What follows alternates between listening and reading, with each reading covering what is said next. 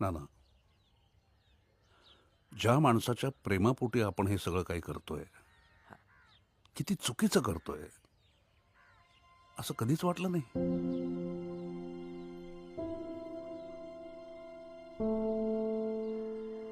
अरे शिवाजी महाराज माणूस म्हणून काय होते आणि आपण काय इंटरप्रिट करतोय त्यांना.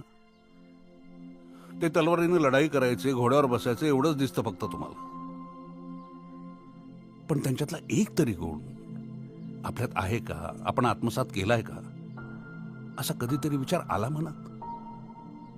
त्या माणसानं कधीही जातपात बघितली नाही आणि त्यांच्याच नावावर त्यांचीच माणसं जातीचं राजकारण करतात. हे बघ, राजांनी अनेक गड बांधले, तसेच कित्येक गड जिंकले सुद्धा, पण कुठल्याही गडाला स्वतःच्या आई वडिलांचं किंवा नातेवाईकांचं नाव नाही दिलं रे. आणि तुम्ही फुटकळ कुठली तरी 1.5 दमडीची मंडळं काढता चौकात चौकात आणि त्याला आपल्या बापदादांची नावं देता.